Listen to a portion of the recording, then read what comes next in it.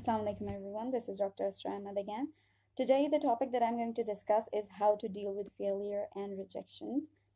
I'm going through a period of failures and I'm dealing with sort of rejections as well. So I'm going to talk about that because it's important for me as well. I'll try to help you out as well.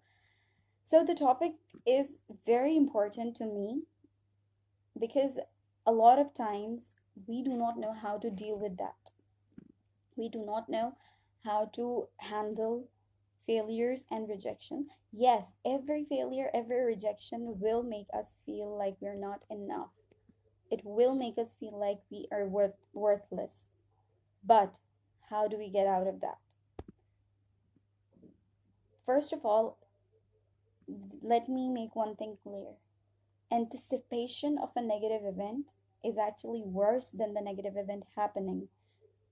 What I mean by that is that we spend so much time thinking that, oh, if I don't get this job, it will be the end of my career, or if I don't pass that exam, it will be the end of my career, or if that friendship or that relationship does not work, that will be the end of my life. No, let me tell you, the time that we spend thinking about that is actually worse than the thing happening. I'm not saying that if that thing happens, it doesn't hurt you enough. It does. But the time that we spend thinking about that is actually makes the event more dangerous, but make the event sound more horrifying than it really is. So that is the thing that we have to fight against. Now, our lives do not end, fortunately or unfortunately, but our lives do not end with something that we thought will kill us. Okay? What happens is that every failure, every rejection is actually something positive happening in your life because it will give you a time to grow up. Every failure, it's very common whenever we fail at something, we tend to reevaluate every single thing that we have done that has led up to that point. We do not reevaluate when we succeed, okay? Because the success gives us a sense of completion, and we think that, okay, I have completed this, now I have to move forward to the next step. But if you do not fail, you do not get the time to reevaluate everything that you did wrong, which has led up to that point. So, a premature success is worse than a failure. An undeserving success is worse than a failure. A lucky success is worse than a failure. Get that inside your head. If you get success that you do not deserve, you will not get the time to grow up into a better person, because you will always be somebody who will think that, okay, I deserved it, hence I got it, and you will think that you are perfect. Okay? And you will always keep on thinking that you're perfect, and that will lead to immaturity in your personality. So every failure is a chance for you to grow into a better person. Also, if you think that your success is a chance, your success is a chance to a better life, your success is a chance to a better person, it will be, but at the time that you're supposed to get it. Premature success will help you get in like a better career, but what will it do to your personality? It will actually be a negative impact on your personality. So that is one thing that I wanted to address: how to deal with the failure, how to deal with the sense of worthlessness. First of all, reevaluate everything that you have done wrong. Then the second step is count your strengths. What are your strong parts? What are your weak parts? Work on those things. Use your strengths to build a person that will overcome your weaknesses. The second thing is never think that you are not good enough.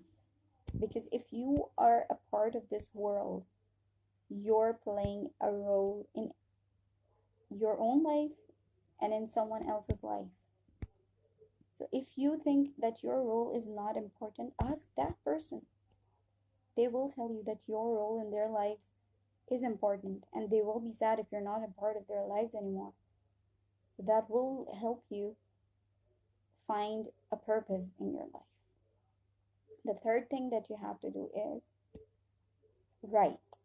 Write everything, every negative feeling, every positive feeling down somewhere while you're going through a change in your personality. Writing everything down will help you realize what is going right, what is going wrong, what you can work on, what you can leave, what you can think about, and that will help you be a better person. That will help you analyze the things better. Talk to people. Talk to people who are strong, who are wise.